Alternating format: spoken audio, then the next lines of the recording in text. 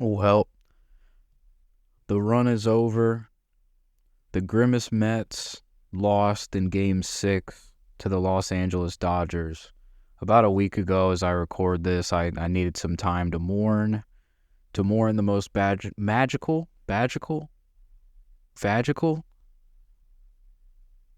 most magical baseball team I've seen in quite a while. The Grimace Mets took the world by storm. If you want to listen to more about it, my previous episode 62, Grimace Rides the Subway, that kind of goes into depth of the origin of it. But long story short, Grimace threw out the first pitch for the New York Mets sometime in June, I believe it was, and the Mets were terrible, 12 games below 500. They then went on a run, made the playoffs, 89-73 record. They had to play the last game of the last two games of the season, actually. That got delayed due to hurricane. But so they make the playoffs on the last day of the season. They take down the Brewers in the wild card round. Pete Alonso hits a opposite field home run off Devin Williams. Magical. I'm a Cardinals fan too, so sorry Brewers. Sorry Devin Williams. I think you're pretty good, but I'm glad that happened. They then took down the Phillies. They won Game 1 in Philly as well, 6-2, which is a big deal because I feel like all that people were talking about going into the postseason is how hard it would be to play in Philadelphia, and the Mets came out and they won Game 1. Then they proceeded to win the whole series and take down the Phillies and really get them labeled as a disappointment because, that wasn't supposed to happen. It probably wasn't supposed to happen. But that's the fun of the Grimace Mets, and that's the fun of baseball because it'll make you believe in something silly every once in a while. And, it feels like it's a great feeling, and you gotta be able to savor it every step of the way when some shit like that happens, As a Cardinals fan, 2011, I was 12 years old and was just old enough to be able to understand how fucking amazing the run was and how insane the World Series games were, and then I was able to savor that. Not at all like I'm trying to compare the Grimace Mets to the St. Louis Cardinals in 2011, but, it's in a similar ballpark. In the Cardinals, they decided to suck this year, 83-79. Same record as the Cubs. Just pitiful. I mean, a tough last couple years. If you're a Cardinals fan used to continuous success. But so the Cardinals were out of it, a long time ago. And so the Grimace Mets became my focus, and I was super inspired by the big purple guy, and I was really happy for Mets fans because they've had a lot of shit. They've had a lot of lack of success and memes, and Family Guys made plenty of jokes at them. And I not like I'm at all a Mets fan, but it was fun to be one for a little bit. It was fun to just enjoy the run and root for the Mets. I wouldn't have minded at all if they would have won the whole thing. I'm kind of rooting for the Yankees in the World Series here this year. Next episode after this is going to talk about games 1 and 2. So if you want to listen to that shit, you can. That'll be there. I got another tandem upload. But yeah, I knew I just wanted to follow up on the previous episode a little bit just because I recorded it right before Game 6 where the Mets were about to be fighting. They actually were. The game had just started when I was recording that one. And the Mets were actively fighting for their playoff lives, I think. Well, actually, no, if I remember right, I think that when I recorded that, they were playing Game 5. And that was the one that they won. They won that like 12-6 or something crazy. So I was recording it during that episode. Later on, I rented Fubo TV. I got a free trial just to watch them lose Game 6 to the Dodgers in Los Angeles. That was tough. It wasn't close. It was upsetting, but also to have that be the last, thing with the Mets for me this year, that wasn't gonna be. So we had to, again, we just had to follow up and acknowledge how fun the run was, and that baseball is a very, very special sport that can get you to believe in something stupid. I feel like baseball's got a very unique ability to do that. The various curses and superstitions. There's like some golden thong or some kind of underwear or something that supposedly is lucky. I've heard of that. There's endless crazy shit like that, and it's hilarious. But it's like religion. It's a thing. So it'll get you to believe in something for a silly reason, and that's what that was. Grimace rides the subway. There's a 40 for 40, Jesus Christ, 30 for 30, the ESPN documentary series. There's one, I think it's called Jordan Rides the Bus. I think it's about Michael Jordan riding the bus when he was playing minor league baseball, I think. I'm not going to look that shit up. I'm too lazy to look that up right now. I'm not picking up the phone. I'm pretty sure that's what it was called, though.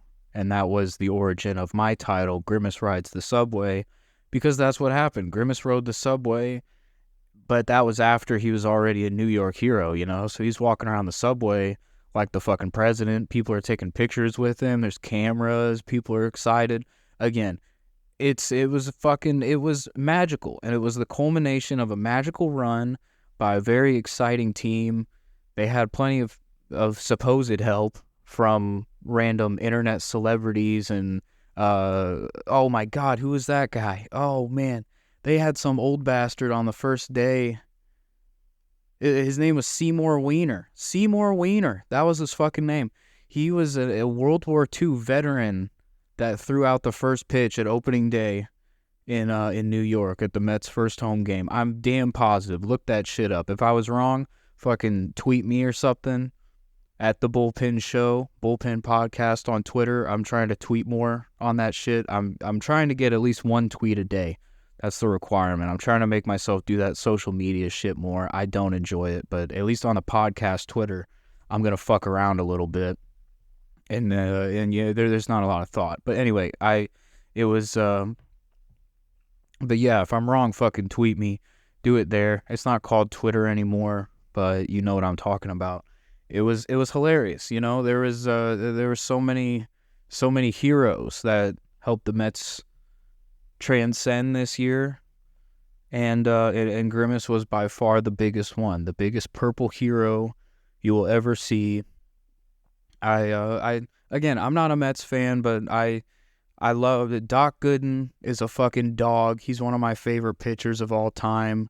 The Mets in the 80s, I watched a documentary about it. I think it was called something Queens, I don't know.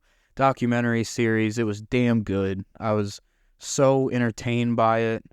I love Mike Piazza. I use him when I play home run derbies on the show. Fun fact, he's pretty fucking good. If you need somebody who's not a typical pick, he might be a good one. I swing pretty well with him.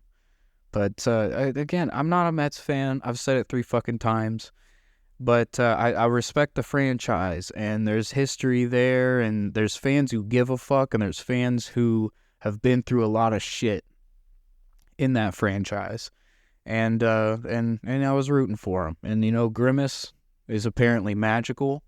He's now a hero, and those are 2 things that baseball would not have made happen.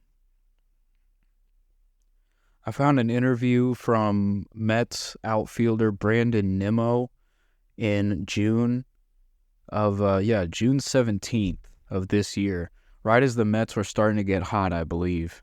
June 17th. So I think I said earlier Grimace threw out the first pitch in July. It was June. Whatever I said earlier, it was June, I promise. So it was an interview with Brandon Nimmo that I'll attach here in a second. And he was basically asked about Grimace's role in this run. And this was in June. This was in June that this interview happened. So the Mets went on from there to do decent through the regular season, enough to make the last 2 games matter. They only had to win one of those. They won, made the playoffs, took down the Brewers. They suck. Took down the Phillies, who people didn't think sucked. The Brewers don't actually suck, but I'm a Cardinals fan, so I'm going to be a douche about it. And then they get to the championship series and lose to the Dodgers in 6 games. It's a hell of a season. So here's Brandon's interview from June 17th of this year.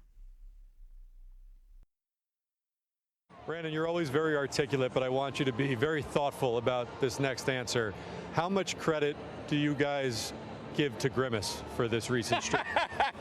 I mean, hey, I don't know about coincidences, so I mean, he definitely correlates with us, going on this run, and if that's what you want to attribute it to, then I'm all for it. Whatever it is, let's keep it going. I'm all for it.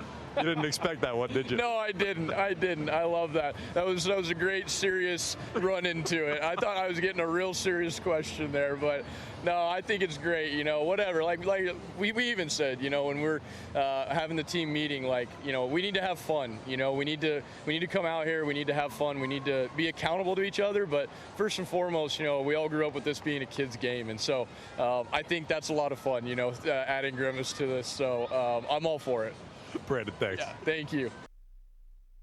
So now it's almost November, and everything's happened since that interview. Everything has happened with their season.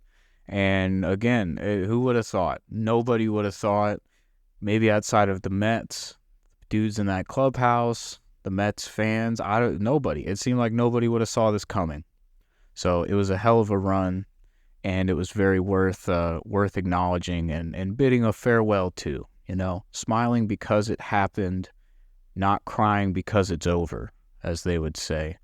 Even though I was quite upset, it was tough to watch, but I watched it, and I'm kind of rooting for the Yankees. Nothing too against the Dodgers. Again, I fucking live there, but I don't know. My heart's saying Yankees. Maybe Grimace has something to do with that. Maybe it's bleeding over. I'm not sure, but that's where my prediction is. So far, I'm wrong. My next episode, it'll be about those first 2 World Series games. We'll have Game 3 coming up soon, too. All of the World Series games are going to get covered on here in some form or fashion. I'm excited to do that. I'm wrapping up here. If you're listening, I really do appreciate it. This was a fucking fun yet somber episode, bidding a farewell to Grimace. Grimace, thank you for your service. I'm sure the city of New York is saying the same. Again, I've plugged it so many fucking times, I'm sorry, but the next episode will be about the World Series. It'll be up at the same time as this one. We're doing a double upload today, and I'll be doing stand-up again pretty soon. I've got a place in mind, and I've actually written some jokes, so they're not great yet, but we got to get out there. It's gonna finally fucking happen. I've mentioned it maybe twice on here since I moved to Los Angeles, and it's overdue, and we're gonna hit the ground running, I think, and just kind of jump into that. So I've been excited for that, and each open mic I'll cover that on this show too, because it gives it another layer of shit to talk about on here, and I feel like it's very worth documenting because I'm trying that shit, and I want to see where it goes, and I'm very intrigued by it, stand-up comedy, and it's been in the back of my head. I think I last did it in February of this year, so it's been a long time, but it's been nagging in the back of my head for quite a while. So I finally have to just go fucking get out there. I'll leave you with this, I don't know what you would call it. I guess we'll just call it a clip. I'm going to leave you with this clip of Howie Rose talking about his appreciation for the 2024 Mets and it really struck a chord with me. It really made me think about it. I already have, obviously, but it's a very nice dedication to the season and how much it meant to him, and really also kind of captures the sentiment of what I was getting at here a little bit. So if you want someone who's a little bit more aged with his words, I don't know shit about Howie Rose, but I know he's able to make money doing something a lot more fun than my job. But yeah, here's his words. And again, I'll be back quite soon, and I hope you enjoyed listening to this episode. Thank you again. If you are emotionally invested in this Mets team, and you're sad right now, it's certainly understandable. But I promise you that won't take long to wear off if it ends here, because once the immediate disappointment, if they don't pull off some kind of magical comeback here, wears off, you'll realize what an incredible ride this team took you for this year. They started out 0-5 and showed some signs of life before they fell to 11 games under the 500 mark, and a lot of people had them written off right there. And so when you're lying around during the off season anticipating the next one, and you think about what the 2024 Mets were all about, you won't be able to keep yourself from smiling. Remember the talk over the winter? Transitional year. They're punting on the season. Well, they've kicked all the way to the 6th game of the National League Championship Series. And I'll say this, on a personal level, I was 15 years old when they won the 1969 World Series. That's 55 years ago. So you can do the math for yourself. But I'll just say this about the 2024 New York Mets. This 70-year-old feel 15 all over again. You can watch baseball for a lot of years and never see the run that the Mets went on during this postseason.